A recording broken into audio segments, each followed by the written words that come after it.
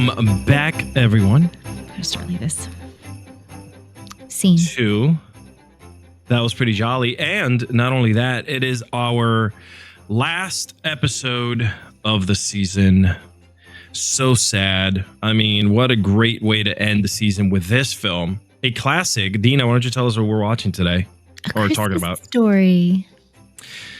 This is and first of all, what a great way to end the season with this being Christmas Day. If you're listening to us on Christmas Day, thank you. If you're watching us, thank you. If you're watching it later on, thank you regardless. Thank you for making this show a very successful show for our first season here on Gegghead and everywhere else that you listen to our pod. Very glad we started it, and hopefully we'll continue doing it next year. But it is our last one. How you feeling, Deana, with this? And Merry Christmas to you. Are you happy it's over? You don't have to deal with me ever again unless you decide to come for a part 2 next year. No, it's not that. It's just it's been a rush to get to the holidays. I feel like after Thanksgiving, it's just go, go, go, go, go. And then you're finally there and you're just like, relax, enjoy. Yeah.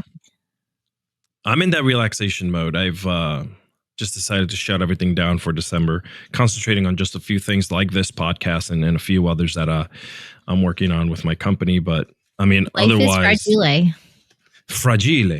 Yeah, Yes, life is fragile. It must be Italian. Yeah, it must be Italian. And if you guys didn't know, like we said before, we're watching A Christmas Story. You can't tell. Boy. I mean, yeah, you couldn't tell by the pink nightmare sitting there next to me. Kind of love that for you. I love that name. I'm going to call you the Pink Nightmare from now on. It sounds like a really bad like a pro wrestling name. No, it sounds like a bad produced horror movie that no one wanted to sponsor or support. The Pink Nightmare. Well, maybe I should tell Freddie to create a scary film called The Pink Nightmare.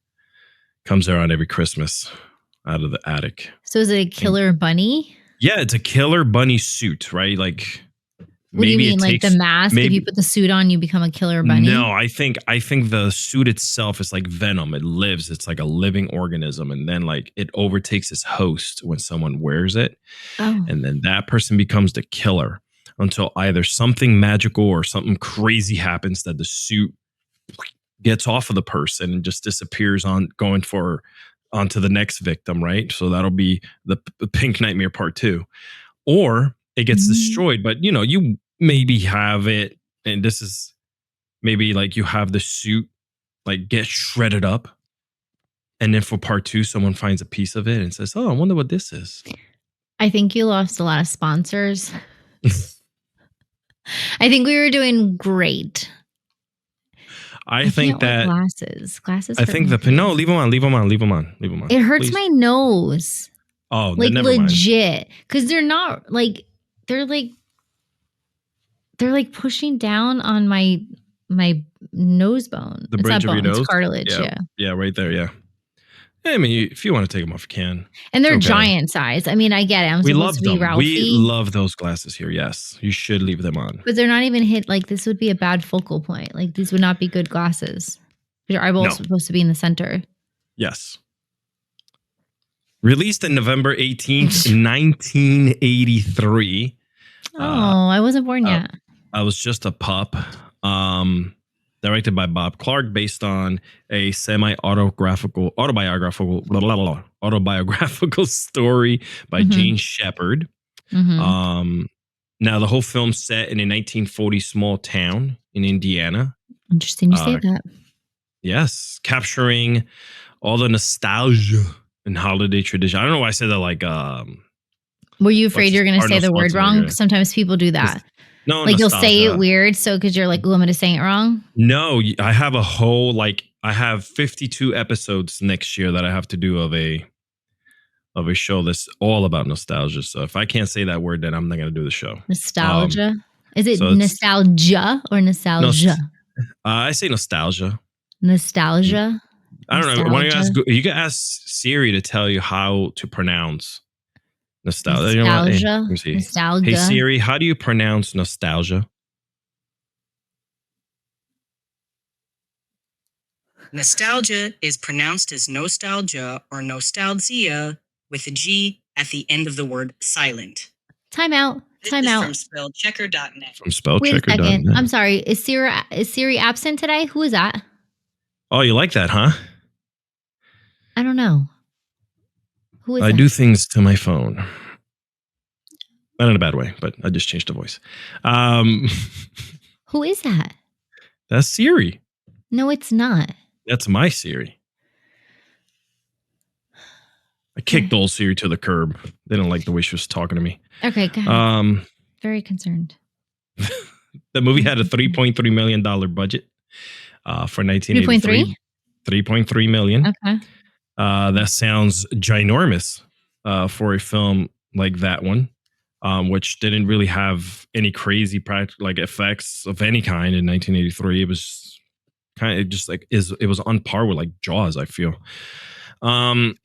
Box office $20.8 million, a modest at release, but became a holiday classic over time. So 20, they made their money back. Obviously, this film overtook the world in the later years. I think I started watching it. I started watching it way later in life. I don't ever like. I remember watching it as a kid, but I wasn't like piquing my interest. Right? It wasn't like I had to watch it. I think Home Alone 2 really piqued my interest a lot.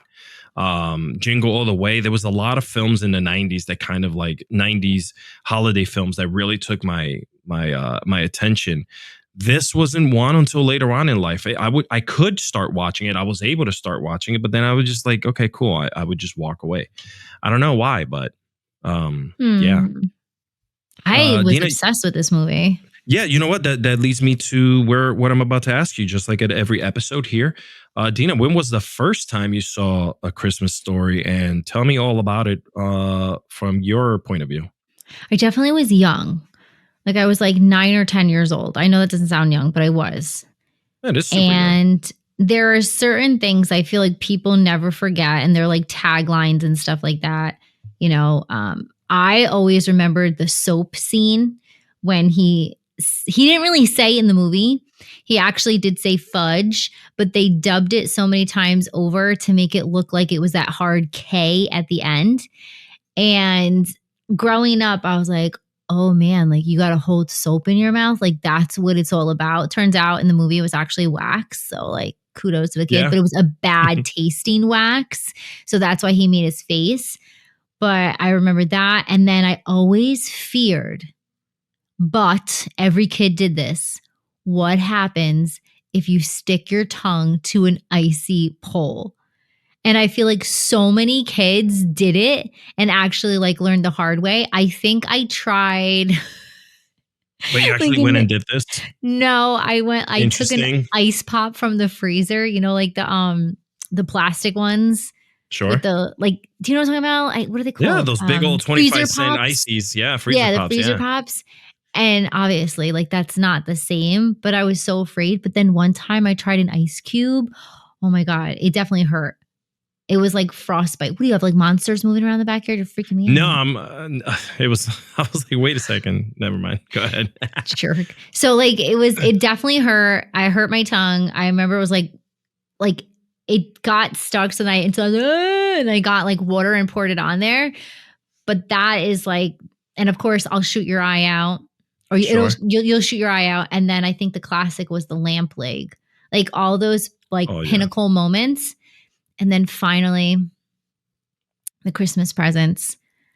I always feared growing up as a kid that somebody was going to get me like a bad gift, like the bunny suit. Was it going to be like a bad pair of socks? And it still happens. There are people literally who think that kids want a bunny suit. Kids want like horrible socks. Like there's that person who does it. That's kind of crazy, right? Let's talk a little bit about that. Let's go on our normal tangents here. Did you ever as a kid receive gifts? And I'm sure we all have that you were like, what the F? Yeah. Like I still do. I still do. What'd you get? What is the worst gift I ever got? Oh, I can't say who I used to get bad gifts from. Don't say it, but tell us the gift. Not that they're listening. Like, this is like a person. Never know. I would go and I wanted to question her so bad. Like, can you just ask me? Like, just say, what do you need? Because it was like tchotchkes, like the Mikasa freaking cookie jar that I'm with the Santa Claus. I'm not going to use it. I'm not a person. Like, I like Christmas decor, but I'm not the person that everything is aligned. Like, my salt and pepper shakers are not aligned. And every Christmas, it was like a tchotchke Christmas decor piece. So we either regifted. I hate that I did that. Or we just donated it, we donated it. Yeah, like, once in a while I would get clothes that I was just like, I want toys, I want video games. I got, things like that. I like clothes though. But I never got to the point where I completely hated it, right? It was just more or less like, as a kid and even as a teenager, you're kind of like seeing, what's new, what's out there, what can I get this year? Like you made your list. Like, are you going to get stuff? All the things. I know in my list, I didn't have underwear and socks on there, but I still got them, I mean, you lucked out then, because imagine the faces I had to make, even as an adult. And you're just like, it's like, okay, so I love this water bottle, but let's pretend, right? So I'm opening it and internally I know I'm like, this is going to suck, yeah. Right? And I'm opening it and I'm like, oh, this is so cute. So what I do is, where'd you get this? Okay, yeah, I would love to check in and see what other things they have. This is cute. This is cute. And then you hurry up. Where'd you get this so that I can return it trick? I love that about you. Throw it in. No, but here's the thing. The one time I did return something and it was like $5.99. Oh, geez, yeah. So I said, keep the money. I'm good. Yeah. Like, you want cash back? I'm like, no, donate it to somebody. Yeah. Yeah. Yeah. What? Tell me what, was there a gift that you absolutely totally wanted as a kid and you got it? Oh, my Game Boy. Oh, you're the best. I love that dumb answer. I was obsessed. I wanted Game Boy because I wanted Tetris on there. I wanted all the games. And because before that, I don't know what was this called. Please help me if you remember. It was white and it was a football field and you had to like get your football player across from it. Yeah. What the hell was that called? Whatever. I had that. And I remember when Game Boy came out and I'm like, like, I still have my Game Boy. I got to find it. I have my Game Boy. I have my Game Gear. I have my original Nintendo. Like, I have it all. But my Game Boy was everything. Like, I wonder if it still works. It still works. It's 100% still. If the one that was found in Iraq during the Gulf War still works, that one will still work. Like, they have it in a museum and it's completely like burnt on the outside, but obviously the electronics. I want to give it to my son. I want him to play it. I remember having Game Boy. It was my sister's. I obviously had a Nintendo, which it was passed down from my dad. My dad and mom bought a Nintendo when we lived in Puerto Rico because they loved, they wanted to just pass the time and play video games. And then it was passed down to me. But I personally had, I remember my parents got me a Sega Genesis and I flipped out. I was like, oh my God, the next wave of freaking technology. Who is that? Yeah. Oh, no, I don't. No, yeah. I jumped to you know Sega Genesis. It was because right after came out Sega Game Gear. So I got the Game Gear. So I had Game Boy, Nintendo. I had the small console. Yeah. What was the black small console? Shit. Sega Genesis. No, Game Gear. Was it Game Gear? Was Game Gear small? You mean handheld? Yeah, there was a handheld. Game Gear is a handheld. So I had that one, and then I had PlayStation. That's what I got next. PlayStation. I got to play JoJo. Need for Speed, baby. God rest his soul. He was leaving. He was going away, and he came to my house and PlayStation. Right before he left, it was in high school. I think it was like 96, maybe 97. He came by, and it had just came out in 95. He came by and he was like, hey, you want this with all the games? He's like, I'm going to go away and blah, blah, blah. You can have it. I'm like, are you serious? So I want to play. Cause I told you this. Man. I would play Resident Evil, and I'm up to Yeah. like 3 o'clock in the morning. The That same. goddamn train, man. There's I no never way I could. get There off was the times I couldn't play train. that unless I had the light on in the closet when I was a kid. I was just like, no. No, I played it in the dark with the porcelain dolls behind me. I'm a big collector now. Obviously, when you're a nerd and you grow up and you have grown up money, you spend it on collectibles. So I have my PlayStation, a brand new PlayStation 2, brand new PlayStation 3, brand new Nintendo 64. Like I have everything. Yeah, I have everything here I'll send you a picture. Saved here on the shelf, and I'm looking for certain N64 games now. It's just I don't know, man. Times were simpler, and it just brings you back to the good times. Yeah, but those sound like excellent gifts that you got. I obviously got as well. Anything with video games was always a plus for me. Let's get back to a little bit to the. You got to pick your nose. No, I went like this, and before you tell me. Oh, okay, yeah, you picked your nose. Ralphie Parker, a 9-year-old boy, narrates his own Christmas memories as an adult. Boy, that whole way of the film was put together was pretty damn neat. I like the perspective of like narrating everything, you know. I think to me, that was probably one of the very first films that I remember in my brain as a kid where it was being narrated, but you still had, you know, everything that was going on with the family itself. And like you mentioned, Ralphie dreamt of receiving the Red Ryder Carbine Action 200 shot range model air rifle for Christmas, which every boy always wanted something like that. From what I remember as a kid, me and my cousin would love getting like BB guns and all kinds of. You can't buy them, and like, can you just walk in and buy a BB gun today? Yeah, most definitely they sell them. Yeah. You can't buy a rifle. Rifle BB gun, you sure can. Really? Yeah. But you would never. I'm saying, like, you never just buy it and gift it to your 9-year-old. I mean, I hope not. Maybe not right now, but back then. Times were simpler. That's what I'm saying. No, like right now, we're not just going to casually walk in and be like, "This is for my 9-year-old." There was no thinking; you just did, and you made people happy. Piece of gum, kid. Everyone had a conflict with this. His parents, teacher, Santa himself warned him. The very basic line. What is it, Deana? You'll shoot your eye out. Yes, that is the question. The damn thing that everyone could. And he's so pissed. I mean, he's having dreams of saving his family from evildoers. And obviously,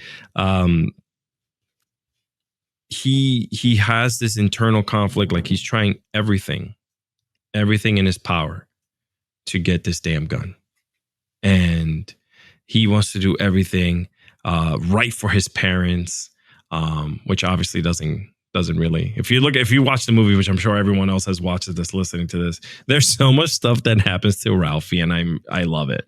From the fights with the kids, protecting his little brother, and this is all things that actually happened. If you don't, probably not for you. But for us boys, man, there was tons of bullies all the time. You were always. The girls are just catty. They just they're nasty. They talk.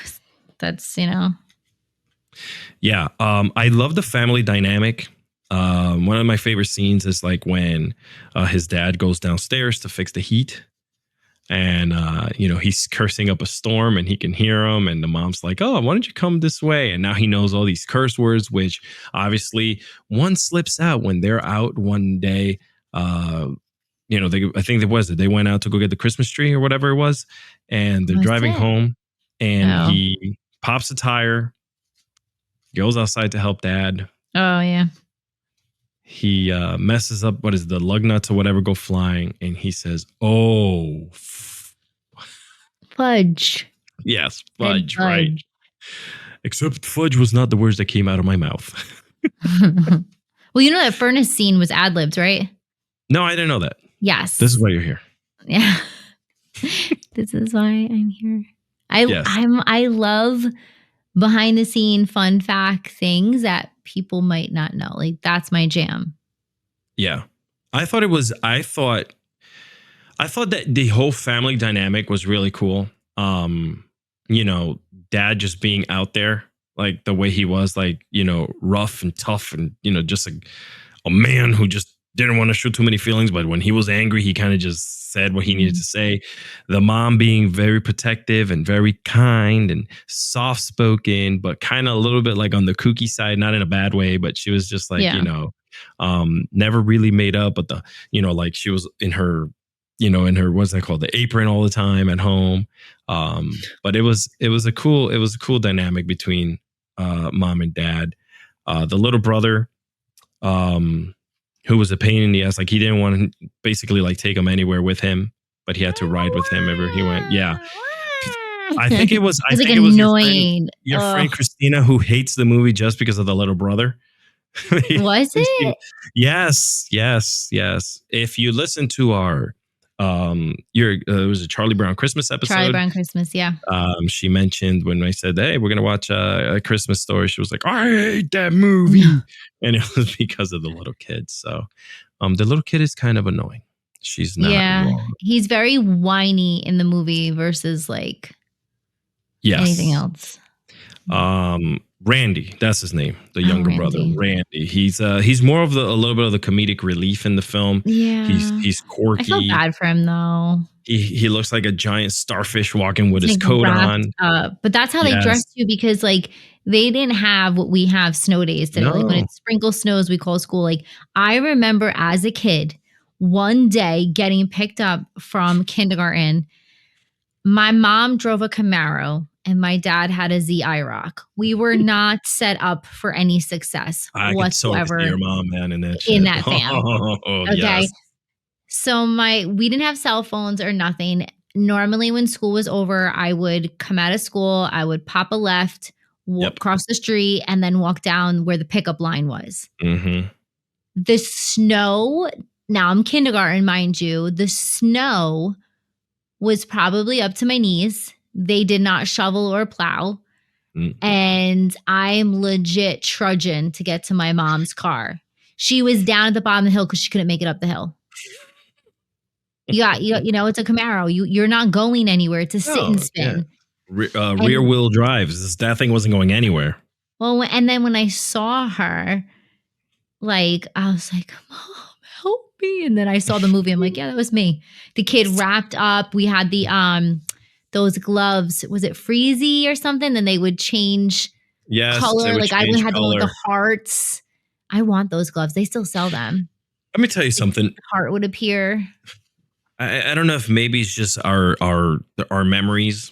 I think, but it just seemed like back then, everything was just felt better, like to the nth degree. Like you just mentioned it, snowing, and like I remember I lived in Union City, New Jersey.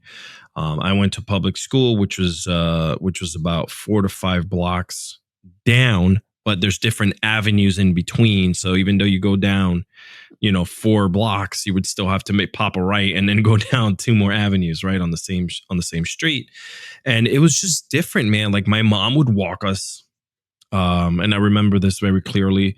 During Christmas time was the best because the stores always had like and this is really popping a memory here. This is core memory status, is the stars and the lights that had the little music box attached to it. You don't remember lights, the Christmas lights that it would have a little music box and you click it on and like it would have music? No. Wow. Yeah, so the Christmas lights actually came with like a little baby music box. You could turn it on or you can put it on a timer. And today's if you have a music box or something like that, like a little tiny thing attached to your lights, the music sounds really good, right? High fidelity sounds great. But back then when we were kids, it was like tones. It was different tones, like pressing the numbers on a phone that made the Christmas music. I don't know what you're talking about. You don't know what I'm talking about? No. Give me a year to look up. Dude, 1995. I'm writing Christmas lights with a music box. Is that what I'm Googling? Yeah. Look, Christmas lights. I'm going to help you here with music. There we go. Found it. Boom. What does it look like? And this is what it would. Oh shoot! I got a commercial coming here. Right, it's damn YouTube with their commercials. A Let's see if music I, box?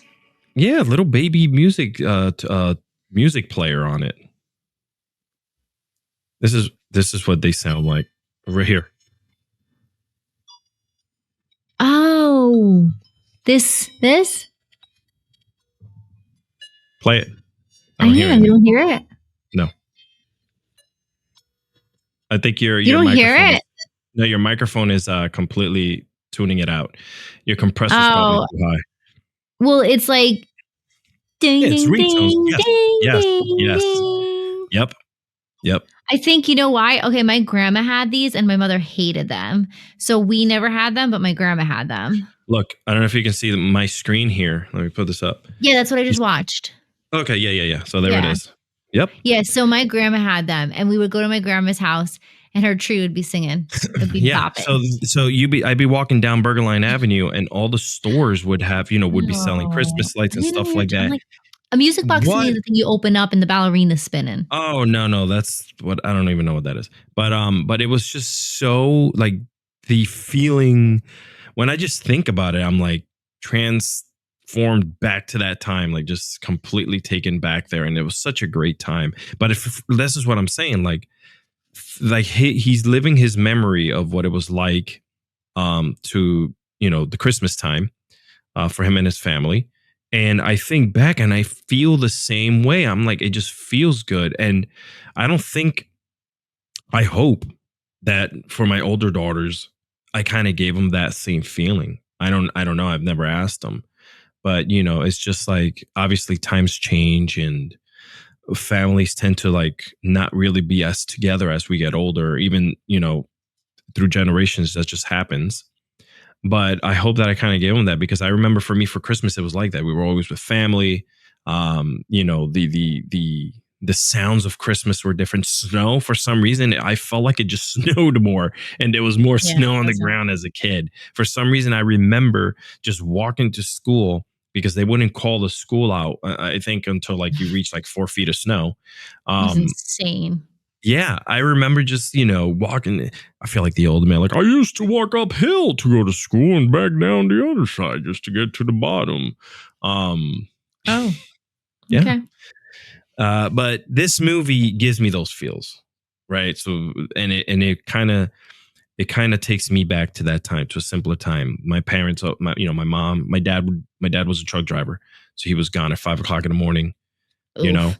Until 5 o'clock in the afternoon. So my mom would take us to school in the morning, pick us up in the afternoons, walk back home, and just the sounds of Christmas and the feeling and the smells and just like everything looked and felt better. And I don't know, like sometimes as an adult, you really want to capture that again. It's kind of hard, but there's times that you can get. And I think that's what Ralphie was doing by retelling the story of his Christmas, was kind of just like grabbing onto that feeling. He's probably struggling because his glasses suck. Oh my gosh. Ralphie's the man, though. Squeezing my face. Take them off. I can't. Now I feel like blind. Oh, you're not blind. You're good. You can see. Oh my God. I feel like I look better with glasses now. I mean, there you go. No comment. Oh man, what a disappointment. You take them off and you're like, ooh, we'll put them back on. No, you look great with them off too. I'm just saying. You look great. I feel like I don't have enough blush on tonight, so I'm like pale white. Nah, you're fine. We were talking about some of the iconic scenes in the film. You mentioned it, the leg lamp. I have so many. I want to share. Okay, so I'm gonna give this part of the episode to you. Sorry. This part of the episode is brought to you by thequeenbuzz.com. I feel like these are more like fun facts versus what you were going to say. So I feel like I am not going to say anything until you're done. And if there was anything that is not on my list, I will share it. Okay. So shut up. It's my turn. I feel like every time I move in my chair, it sounds like I'm farting. Ready? We don't hear it. Do you hear it? No, if we couldn't hear my mic is that good. This mic is brought to you by AKG. Rockin' and rollin'. Merry Christmas. Ho, ho, ho. Jesus Christ. Okay. So you did say earlier about this movie, how it was based on a book by Gene Shepard. Gene Shepard actually is the one narrating the film. So little debut there. Also in the scene in the department store where Ralphie goes to see Santa, he makes his little debut. And I feel like a lot of people who were, their book was turned into a movie, they always kind of make an appearance, if you will. The director did say, Bob did say that he was kind of a nuisance and he's happy that he behaved because having him on set, he was always like second guessing the director. And I'm sure that could be a pain in the butt, but he did a good job. So believe this or not, Peter, who is the kid who played Ralphie, was the very first kid to audition for Ralphie. And they did have like thousands and thousands of kids audition, but they went back to him. He did say he was placed out of his comfort zone as a kid actor, but he was the very first kid to audition. And I always feel like that's interesting when they pick the first person, because obviously I feel like that person set the bar, if you will. And I don't feel like anyone else would have played that role as good as, I don't know. Who else could you see doing that? For that time, man, I honestly, I wouldn't like know. Actors, I don't know. Yeah, no, there's that is completely out of the scope of our generation, right? We were literally just born. You were. So I was born in 82. Yeah, 10 years 83? later. For me. 82, 83. One of those years. I was born 10 years later. Well, 93. You're special. You're special. So special. That's for those of you who are gonna not be listening to Deana anymore. She's very special. Why not? Oh, on this show at least. You can listen to her on everywhere else that Deana's found. Anyway, let's continue interjections. So back to you asked me a question, I answered it. So I had a moment before we started recording. I have to admit this. I was upstairs and James was saying fragile. And I'm like, what are you talking about? And he's like, fragile. And I'm like, isn't there like a drink or something? Whatever. He's like, yeah, the leg. He said leg lamp, but it sounded like he said lamb. I'm like, where in the movie is there lamb and it's fragile? Like they don't have any Italian thing. So yeah, it turns out they had 3 legs that they created for the film. Sadly, obviously none of them survived. However, you can go on Amazon and buy your very own leg if you want. And I know people who have that. Like it's a legit like thing. Yeah, I personally remember that scene. And I remember the mom just feeling so ashamed because back then it was about modesty. And there's this leg with a fishnet stocking on it lit up in your house. And I was like, oh. Very taboo. Well, yeah. Well, and the dad was just like, oh my God. Like, oh my God. And he's like touching it. And she went to touch it. She goes, don't touch it. Don't touch it. And it's fragile. It must be Italian, So Now Ralphie tried touching it too. And she was just like, get your hands off of that. Like she slapped his hand off and then like shuttered his eyes with her hands and moved them out of the way. Well, because this was the time when kids would stay up super late and watch the bad channel shows and try to see through the like fuzzies. Do you know what I'm talking about? Of like when the TV would like blur it out. Let me tell you something. The 90s taught us a lot of things. What do you mean? About the TV fuzzies? About the TV fuzzies, yeah. Oh, okay. Okay. This is great. Speaking about the duck, I read this and I was like, this is actually my favorite fun fact. So the scene where obviously dinner gets wrecked for Christmas and they go to the Chinese restaurant. Melinda, who was the actress, she was purposely given the wrong script because they wanted to get the true reaction out of her when the duck was served and the head cut off. So her giggling, her shrieking is all genuine, 100% genuine. And I'm like, stop. Like now I need to rewatch that scene because you think about how sometimes people are just great actors, actresses. And of course, like she is, but literally gave her the wrong script. So she had no idea what was happening so they can see her reaction. I love that because you can kind of tell when she looks around the room As the Yeah. duck gets his head taken off, she kind of just like, oh, she goes, and she's Yeah. like, she kind of like, you can tell with her eyes what's happening there. Which again, it could have been acting at that time, unless which now you told me. That's a fun fact that I obviously didn't know. So that's cool. That's cool. Well, and also too to get the kids' reaction, because you think about if the main actors, like the parents, didn't kind of get Mhm. into that giddy, haha, funny, like would the kids react? So like the snorting, the laughing, I just think I need to rewatch that. The singing got me, by the way. There's just something special about I'm the not workers. recreating it. I'm not recreating it either. I'm not getting canceled Then, today. yeah, no, exactly. No, yeah. But it's, yeah. I mean, let me tell you something. Every Stupid. time I hear it, I chuckle and I just burst out laughing because that is also part of the iconic part of the film, because as we know, they're always open on Christmas Day. Yeah. So, yeah. I'm trying to think if I've ever gotten Chinese food on Christmas. Chinese food is the best. So good. I can't. It's too salty. It doesn't sit well with me. It's like me, like 5 minutes later, I'm in the bathroom. Nah, man. I'll eat your friggin' portion if you want to send it over. I'm good with it. Send me. Also, as a teacher, when Ralphie gets his C+ paper from his teacher, unbeknownst to the teacher, he does actually not know how to spell Christmas. If you zoom in and look, he spells it without an R. Really? Yes. Look it up. I'm telling you, it's one of those things I was like, stop. And I'm like, oh. So she gives him a C+ for obvious reasons, but there's no red pen, there's no circle, there's nothing on Christmas. I feel like out of all the things, you should have recognized. Huh. Well, the teacher was also playing the mean old witch. You hated her. That was the teachers back then, though. I feel like you had to have that type of thing. Mm-hmm. Also, Jack Nicholson was almost casted as Old Man Parker.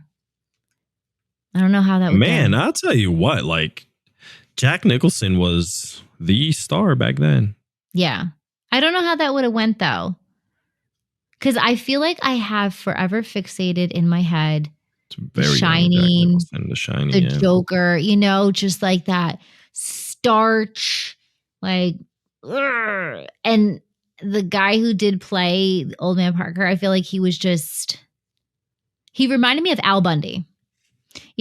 Like he's comical in his own way. He is set in his own way, and that's the way he's going to live his life. Jack Nicholson, I don't know. Yeah, no.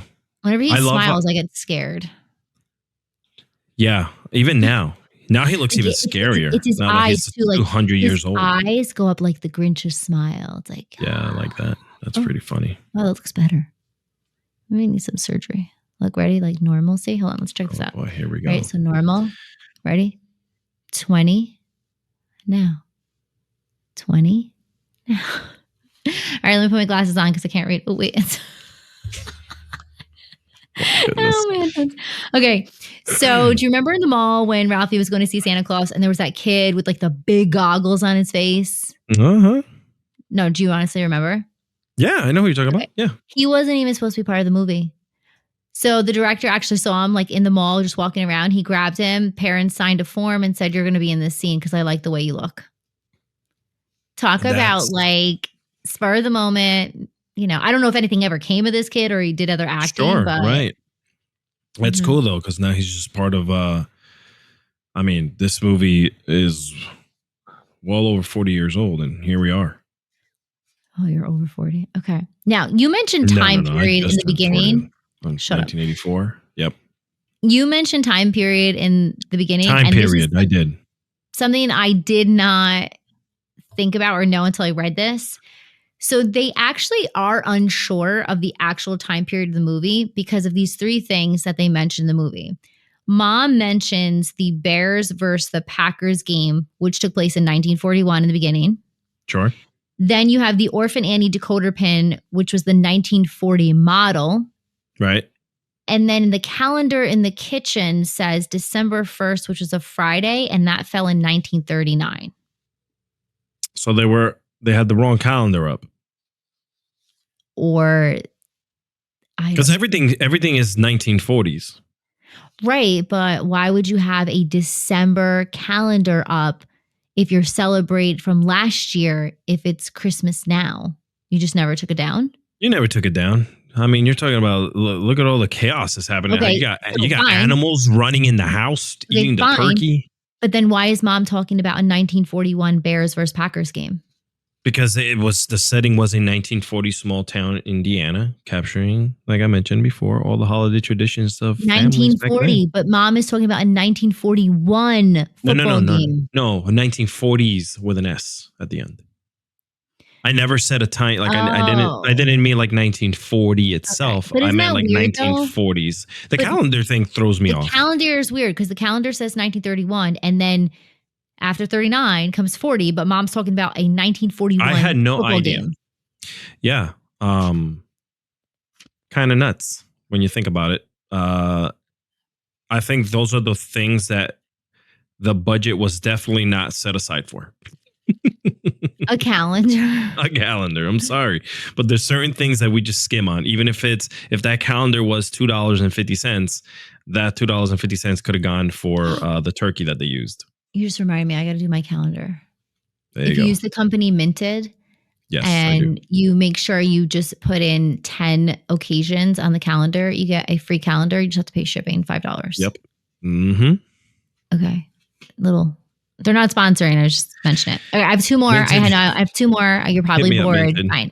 Okay. No one's bored. We're talking here. So, interesting enough, the week before Thanksgiving is when this movie launched, and they consider that the two slowest weeks of the year. So it was actually pulled before Christmas, and it from the movie theaters, and it didn't really play much until late December. So that sucks. Wow. Yeah.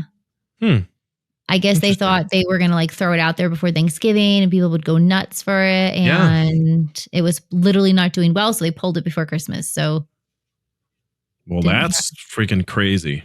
I mean, they do that now, but we don't hear about it. And it's not such a big deal. They'll just take it out of the theaters and put it on streaming. Not Moana. It was such a good movie. We'll talk about Moana, right. Red One, the one with the rock. That thing flopped. So they immediately, like 2 weeks later, they took it down. Now it's on Paramount Plus. No, I'm sorry, on Prime. You can watch it on Prime. All you need to do is have Prime, and you can watch it on Prime Video for free. Not rent it, not buy it. You can just watch it. Oh, okay. Are you done interrupting me? Yeah, I'm sorry. I really enjoy talking with you. Okay. And for all of our fan faves of the movie, shush it. In 2004, the house where they filmed was purchased for $150K, restored and made into a museum. So if you would like to stay the night and enjoy A Christmas Story nostalgia, you can do that now. Yay. She is 1,000% correct. Haha, I stole one of your facts. You did. Everything else, you stole everything. I'm not even going to read this. Why am I going to read really? this? Yeah. So narrated by Gene Shepard, the original author, leg lamp. I didn't talk about the snow, though. You can talk about the snow. Do you know about the snow? No. Was it fake? Yes. Even though they filmed in Toronto and one other area, it took them 24 full hours to create all the snow. They didn't have any real snow. Wow. It looked good, though. I thought it was real. Good. I'll tell you what. My snow was real when I was a kid. I remember very clearly having to dig my freaking boots out of it. I don't think they wanted to make the same mistake they made in The Wizard of Oz. So, yeah, that's where the budget went into snow. You mentioned the leg lamp. It was inspired by an old advertisement for electronic lighting. That's what I have. There was no plug, though. Did you ever notice that? We spoke this a while ago in a past episode. Freaking crap. The amount of stuff that they had plugged in with that tree. Well, I mean, but that's what you did last. Like, you didn't have the, what are they called? Extension cords. And the strips. Yeah, the power electrical strips. Power strips. Yeah, they didn't have power strips back then. No, of course not. That's because it was small time in America, man. Like, you didn't have 1,000 things to plug into your house. You had your radio. If you had a TV, it was a big deal.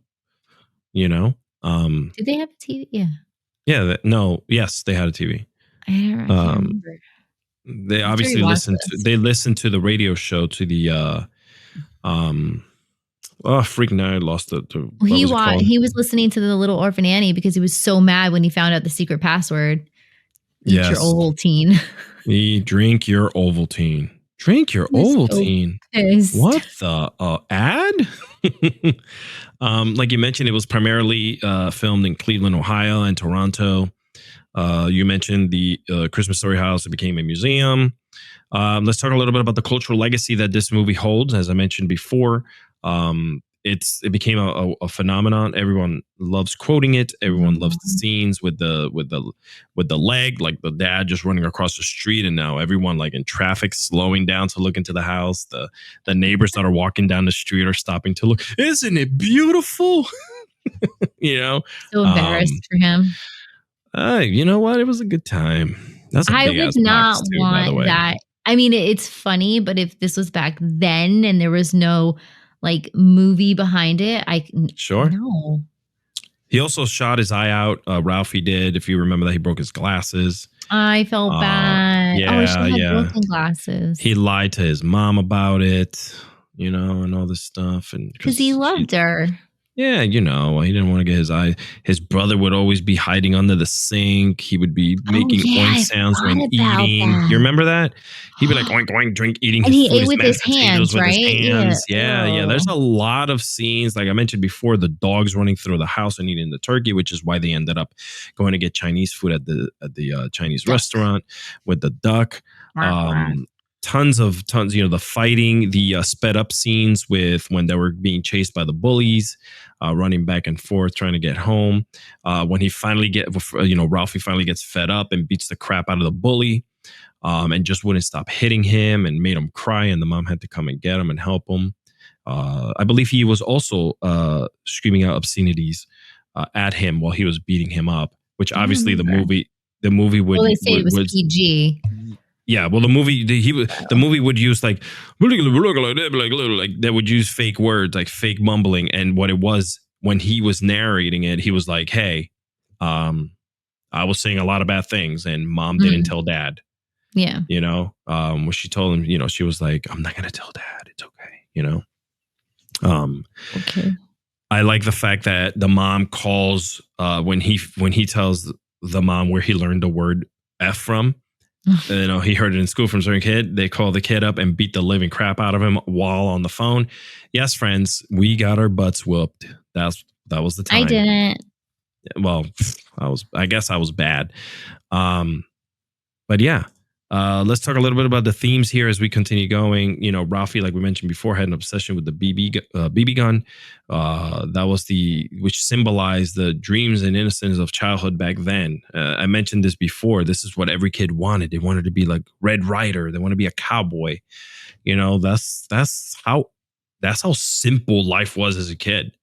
You played with your toy soldiers. Those little plastic men that don't really move. G.I. Joe's in the 80s, probably in the late 80s, into the 90s, yeah. Crazy. But it was very simple. You got a basketball. What was it? His brother was playing like what looked like the Hindenburg when they were unwrapping the toys. Which was a great scene, by the way, too, as I continue to talk about like the themes and everything here. It's like when they finally open up all the gifts and he finally gives them the BB gun. The BB gun. Yeah. It felt so good. Like he goes, wait, what's that? Why don't you look back there? And the mom's like, what do you mean? What's there? What are you talking about? She had no idea. And she goes, oh my God, you got it. Well, she was nervous as she should be. He was like, oh, he let him have it. He's gonna go out there, shoot some squirrels and have fun. Maybe keep the dogs out of the yard. But it was very, very cool to see. Deana, you're wearing it. Do you mind standing up real quick and showing us what you're wearing and tell us a little bit about the significance behind what you're wearing right now? Hold on, I have to do the hood again. You gotta do the hood. Toasty. You gotta put there's the ears. So hold on, make an old person. Jesus. Every time. I thought I heard something creak. Wait. Does it have a tail?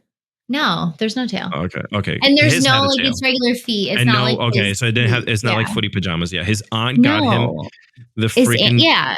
she got him a bunny suit. And Go of ahead. course, the This is all mom, yours. typical mom, is like, oh my God. Like every mom is like, you look so cute. And the father's the best. And he's like, looks like a freaking pink nightmare. You want to take that off? You want to tell him to take it off? Tell him to take it off. Like he's just sitting there. First of all, it's oversized. I tried to get this in a bigger size, but obviously it didn't work out. But literally it's like he's a size small and it's made for an adult and he's like miserable. It's bright Pepto-Bismol pink, just like this. The ears are like, it's so much bigger on him. And he's just like he's like walking in these fluffy bunny boots. It is just not for him. And any 9-year-old kid does not want a bunny suit. Also, like onesie style, like it's so bad to go to the bathroom in. Like I wore this to work a couple weeks ago. Probably not the best idea. And he's just absolutely miserable. Like he pulls it out of the box and he's just like. He kind of knew already, like, what the hell is this shit? Yeah. It's like really toasty in here. I have my Hot Mess Express sweater on. Woo. Yeah, take it off. You're freaking poor you dying here. Well, because I forgot. We were getting ready to film. And I'm like, wait. I like this sweater too. Hot Mess Express. But I'll tell you what, it was that was again a piece of the times back then. This is, like this, you got weird crap like that from family members, jammies. Usually got like really like, or like a crocheted blanket. Oh yes, everything handmade. Yeah. Mm-hmm. Again, another iconic memory and scene for the movie, for the MILF. Let's talk about a little bit here about the family as we continue to go. As I wrote down some, despite conflicts, the film highlights the warmth and the humor of the family life back then. All right, hold on. Yeah, go ahead, dude. You gotta do it. I'm just reading off my notes. I feel blind. I don't know. I think you're fine. My eyes hurt. I mean, I'm not telling you how you feel. I'm just, for anyone out there who's going to cancel me for that, I'm just explaining that she looks great. If you get canceled for that, then that's actually hilarious. Yeah. It does offer a sentimental look at 1940s that's Americana and traditional holiday experiences, right? Let's talk a little bit about the reception and the legacy of this film. The initial reception, like you said, had mixed reviews. Some critics praised its humor, while others found it overly sentimental. People, that's just the way they felt. People wanted violence. Over time, now it's considered one of the greatest Christmas movies, loved for its relatability and heartwarming humor. Now we embrace the heart warmth of it, right? If that's even a word. Now we're sentimental. We love it. Like we watch it with our kids. We feel the damn joy. It was nominated for several awards, including a Writers Guild of America. Yo boy is part of the WGA, baby. Let's go. Nomination for Best Adapted Comedy. Mm-hmm. Your boy. You heard it right here. Listen. Hard work pays off. You know this. You've known me for many years. You know how hard I've worked at everything that I do. The movie's universal appeal comes from its nostalgic and, like the portrayal of the childhood dreams and family life during the Christmas times there. I think we could all relate that each one of our decades alone has a special feeling. We've mentioned it before in the beginning of the movie. The 90s had a very special feeling to it. I'm pretty sure the rest of the 80s did as well. I can't remember too much. I was way too young to remember anything that was happening. Obviously the 2000s and you get into the 2010s or whatever, anyone who has kids, you've probably made it that special for them as well. And my friends, the best part about this is that Turner Broadcasting began airing the 24-hour marathons of this film back in 1997. That's crazy. Actually, when is it on? Is it on any of the platforms right now? Christmas. It's on Christmas Eve. Yeah, you can watch it if you have does TBS. Netflix have it or anything? No. Oh, really? You can watch it on Max if you have Max. I don't. Solidifying its status as a Christmas classic. That is when I started really paying attention to it. Was when they were TNT playing it. Has it. TNT, yes. Like regular TV. I don't have regular TV. But you can watch it on Prime Video, but it's like a fee. Oh, God, no. Yeah. No, don't do that. That's stink. Well, you could rent it for $3.99 or you buy the movie for $7.99 right now. No, don't do that. So yes. It's definitely one of my favorites to watch. Every Christmas Eve I watch it. Till this day. I started watching it later in life. I want to say I really started paying attention to it maybe in like 2012. Mhm. So obviously like a couple years after, it was 12, 13 years after it was been airing 24 hours a day. Even though I used to work at Blockbuster and Hollywood Video. I never picked it up, even though it was there. I just didn't want to pick it up. It's so weird. I just didn't want to. They did come out with a sequel to it. It was A Christmas Story Part 2. Did not see that it. one sucked back in 2012. But they did come out with A Christmas Story Christmas. And that one stars Ralphie. Ralphie's in that. Yeah, A Christmas Story Christmas. It follows now the adult Ralphie as he returns to the house on Cleveland Street to give his kids a magical Christmas like the one he had as a child, reconnecting with childhood friends and reconciling the passing of his old man. So they make up, they have to make up the reason why his dad passed away. His and mom you've seen it? Yes. Okay. His mom looks great, by the way, in this film. And they bring in some of the old cast members. Now it's funny because now his kids are having problems with neighborhood bullies. So it's a fun callback to this. Now, I'm glad that we were able to bring you this movie here as our last one for the season. Okay. I will cry on my own.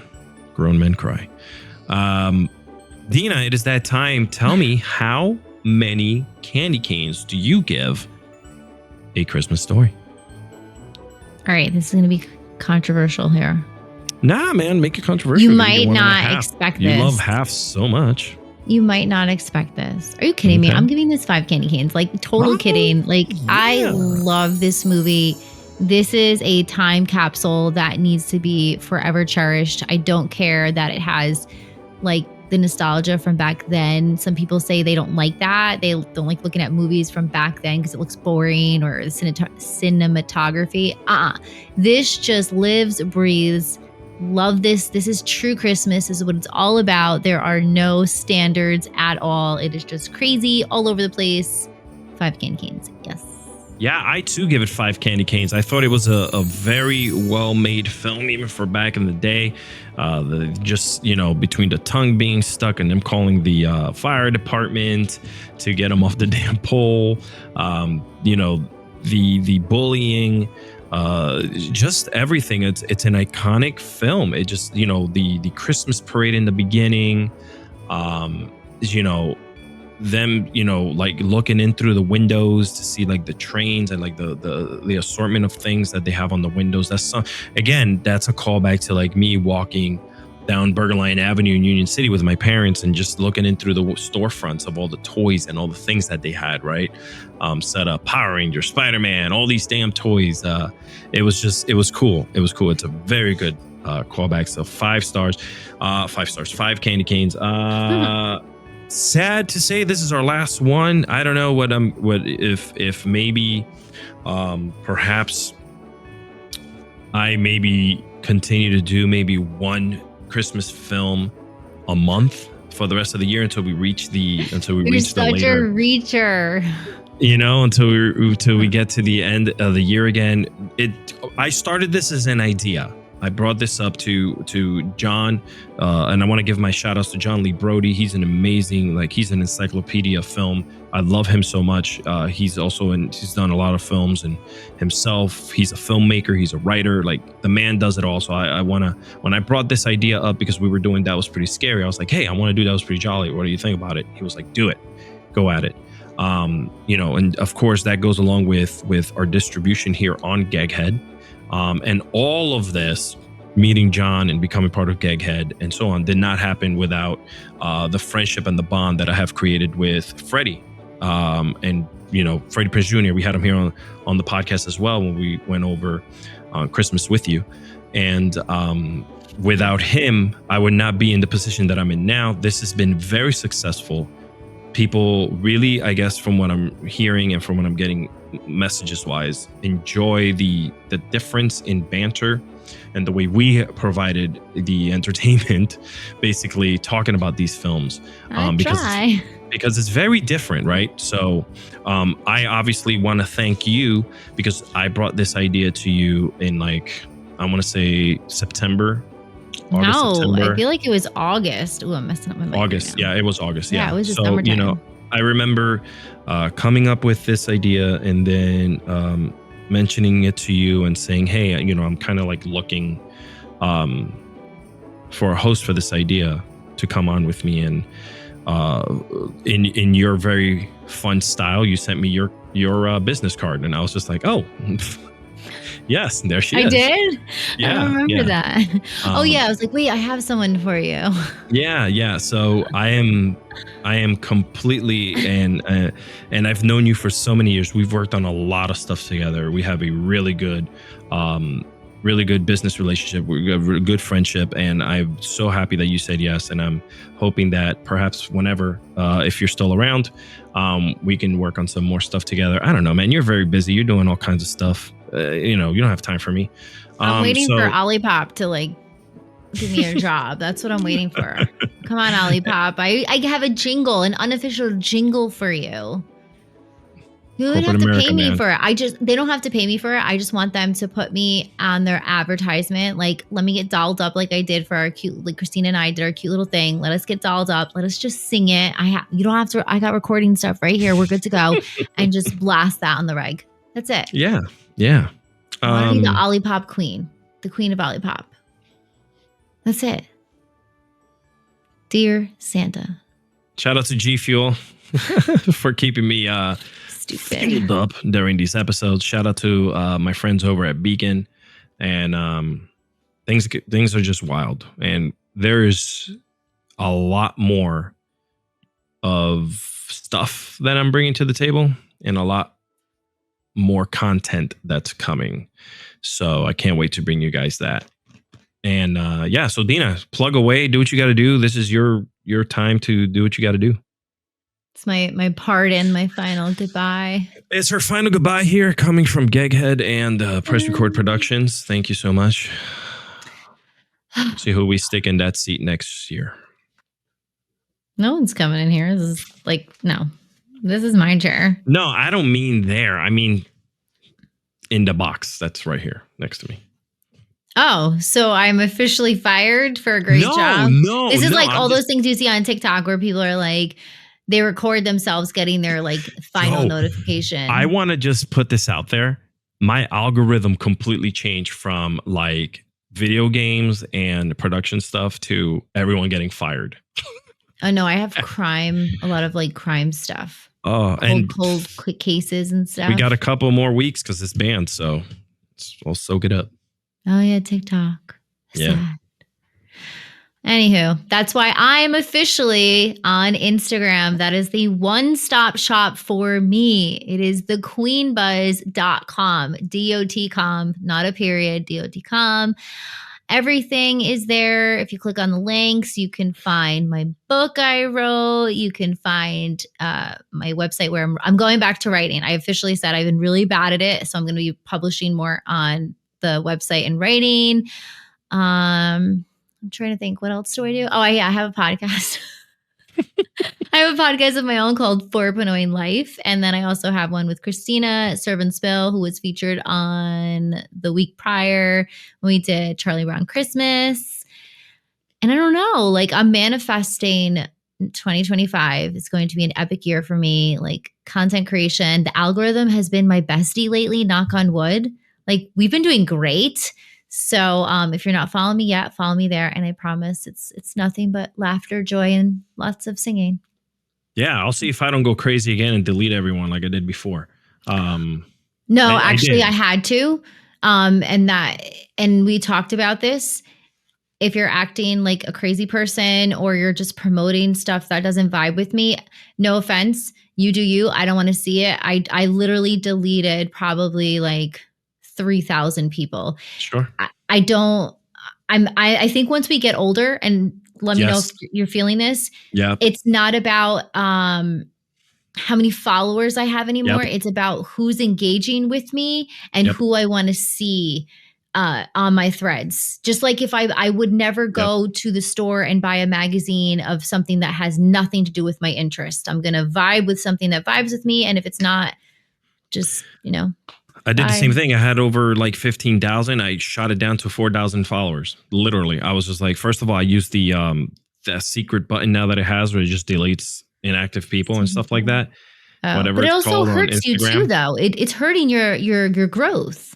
I'll tell you what, man. Social media to me has just become a thing where I post the work that we're doing here.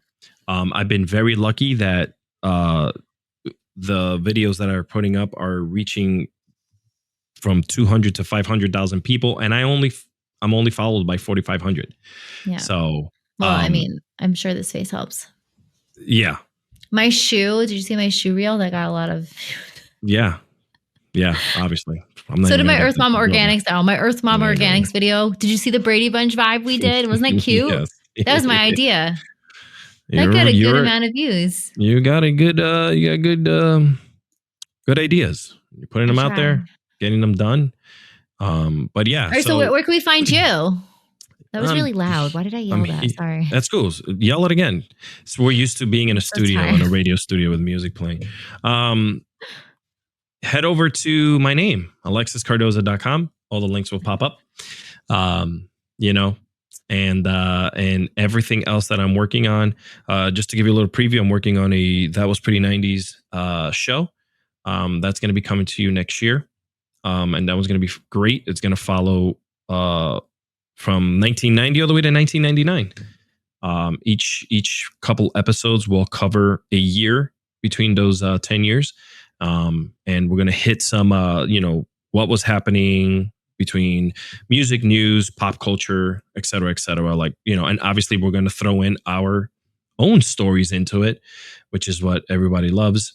And then I have another show called In Case I Missed It. And with that one, we're doing a couple fun things there as well. That one's going to concentrate more on the entertainment business. We got a lot of great interviews, a lot of great people that are going to jump on board. And those names will be released.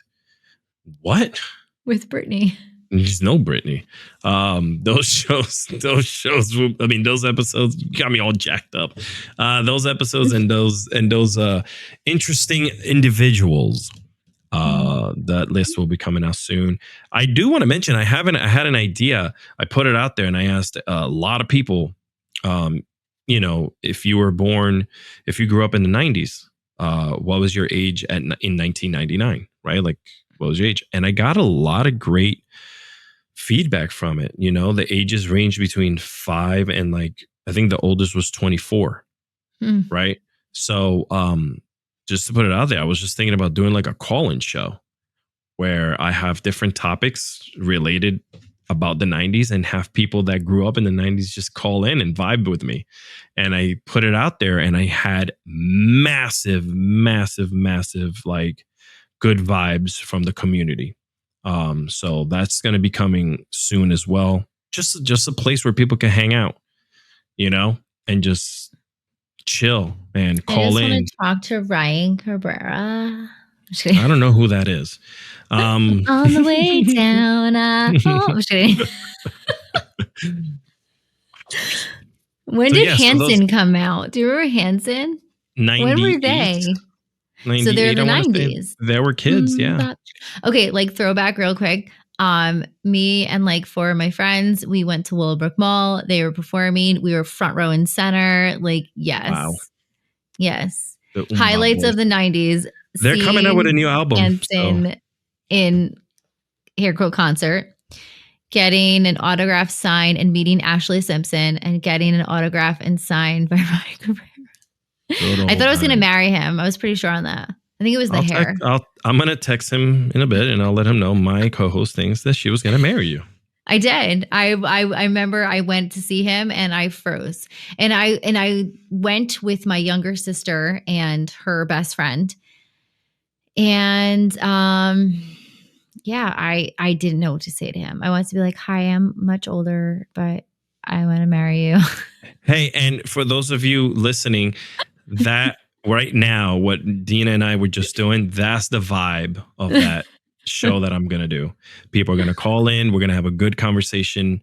And, the question I'm going to ask, hey, how old are you when, what this year? And what were you doing? And what do you remember? Da, da, da, da, da. And that's just the way it's going to go down. And I think it'll be successful just because people have different experiences. There's our millennials are, we're like ginormous. Our generation is huge. Our parents were having a lot of kids. I'm a size 2. I don't know about you. So calm down. Well, listen, I'm not talking that. Get me canceled there too. I'm talking about size. I'm a size 36. Okay. But I'm also 6'5" and sexy. Yeah. This was the end of that was pretty jolly. I want to thank everyone who's made this show very successful. As I mentioned before, we're bringing it back. And when I do, I'm hoping that you continue to listen. He's looking for a new co-host. To us as I put out a casting Send your call. applications in to go to alexiscardoza.com and submit your application. I'm just going to put it out there right now. Would you come back? Me? Yes. Yeah, but I'm not doing a Christmas movie every month with you. I told you this. It's nothing not against that. Christmas. No, not that. I mean, I'm talking about when the show ramps up again. Yeah. Okay, well, you ladies and gentlemen, you heard it right here. She's coming back to. But I thought we're talking about the 90s. What happened with that? Did you hire somebody? You never said yes to that. Yes, I did. Ladies and gentlemen, breaking news here live from the Press Record Studios. We have Deana, who just committed to being a 90s brat with me.